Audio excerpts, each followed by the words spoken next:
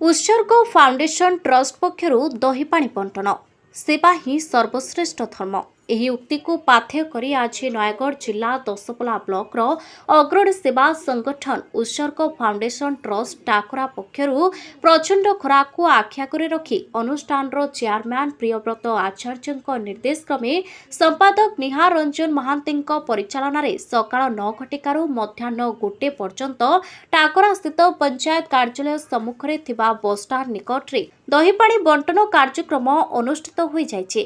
ରାସ୍ତାରେ ଯାଉଥିବା ପଥଚାରୀ ଓ ଶ୍ରମିକଙ୍କ ସମେତ ପଞ୍ଚାୟତ କାର୍ଯ୍ୟାଳୟକୁ ବିଭିନ୍ନ କାର୍ଯ୍ୟରେ ଆସିଥିବା ଜନସାଧାରଣଙ୍କୁ ଥଣ୍ଡା ଦହିପାଣି ବଣ୍ଟନ କରିଛନ୍ତି। ଖରାରେ କଲବଲ ହୋଇ ରାସ୍ତାରେ ଯାଉଥିବା ପଥଚାରୀମାନେ ଅଟକି ଦହିପାଣି ପିଇବା ସହିତ ଆଶ୍ୱସ୍ତି ଲାଭ କରି ଉତ୍ସର୍ଗ ଫାଉଣ୍ଡେସନ ଟ୍ରଷ୍ଟର ସମସ୍ତ ସଦସ୍ୟଙ୍କୁ ପ୍ରଶଂସା କରିଥିବା ଜଣାପଡ଼ିଛି। ସ୍ଥାନୀୟ ଲୋକଙ୍କ କହିବା ମୁତାବକ ଖାଲି ଆଜିର କାର୍ଯ୍ୟକ୍ରମ ନୁହେଁ ବରଂ ପୂର୍ବରୁ ମଧ୍ୟ ସେବା ମହୋତ୍ସବ କରି ଅସହାୟ ଓ ଭିନ୍ନକ୍ଷମଙ୍କୁ ସହାୟତା ପ୍ରଦାନ କରିବା ସହିତ ରକ୍ତଦାନ ଶିବିର ଓ ବ୍ୟାପକ ବୃକ୍ଷରୋପଣ କାର୍ଯ୍ୟକ୍ରମ ଆୟୋଜନ କରିଥିଲେ। ଏହି ଅନୁଷ୍ଠାନ କେବଳ ସେତିକି ନୁହେଁ ବରଂ ଶିକ୍ଷା କ୍ଷେତ୍ରରେ ମଧ୍ୟ ଉଲ୍ଲେଖନୀୟ ଅବଦାନ ରହିଛି।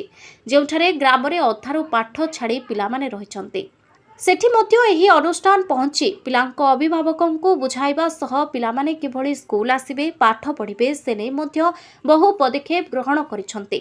ତେଣୁ ପ୍ରକୃତରେ ଉକ୍ତ ଅନୁଷ୍ଠାନର ସମସ୍ତ ସଭ୍ୟ ପ୍ରଶଂସନୀୟ। ଆଜିର ଏହି କାର୍ଯ୍ୟକ୍ରମରେ ସନ୍ତୋଷ କୁମାର ସାହୁ, ଛବିରାଜ ସାହୁ, ଚନ୍ଦ୍ରଶେଖର ନାୟକ, ବିଦ୍ୟାଧର ମୁଦୁଲି, ନାରାୟଣ ସାହୁ, ସନ୍ତୋଷ କୁମାର ମୁଦୁଲି, ମନ୍ମଥ କୁମାର ସାହୁ, ମାନସ କୁମାର ପରିଡ଼ା, ରବି ନାରାୟଣ ସାହୁ ଭଳି ଟ୍ରଷ୍ଟର ସମସ୍ତ ସଦସ୍ୟ ଉପସ୍ଥିତ ରହି କାର୍ଯ୍ୟକ୍ରମକୁ ସୁଚାରୁ ରୂପେ ଶେଷ କରିଥିଲେ।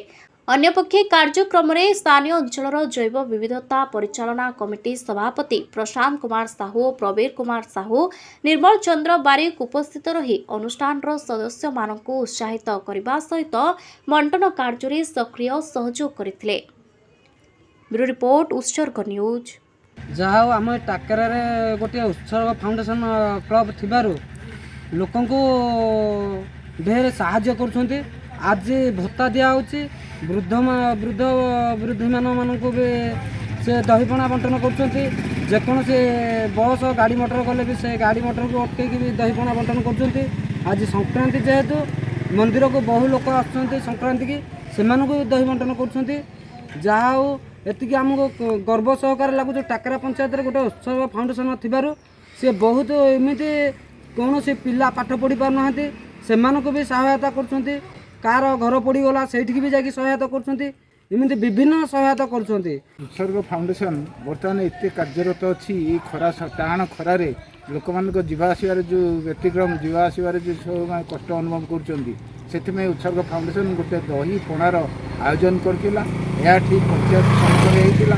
ଯିବା ଆସିବା ଗାଡ଼ି ମଟର ଏବଂ ଯାନବାହନରେ ଯାଉଥିବା ମୋଟର ସାଇକେଲରେ ଯାଉଥିବା ଯାତ୍ରୀ ସମସ୍ତଙ୍କୁ ସେମାନଙ୍କ ପାଇଁ କେମିତି ଦହିପଣା ଯୋଗା ହେବ, ସେମାନଙ୍କ ମନରେ ଶାନ୍ତି ଶୃଙ୍ଖଳା ଏହି ବ୍ୟାହତ ମାନେ ଯେଉଁ ମରଣାନ୍ତକ ବ୍ୟାହତରୁ ରକ୍ଷା ପାଇବା ପାଇଁ ଉତ୍ସର୍ଗ ଫାଉଣ୍ଡେସନ ବହୁତ ଆପ୍ରାଣ ଚେଷ୍ଟା ଚଳାଇଥିଲା।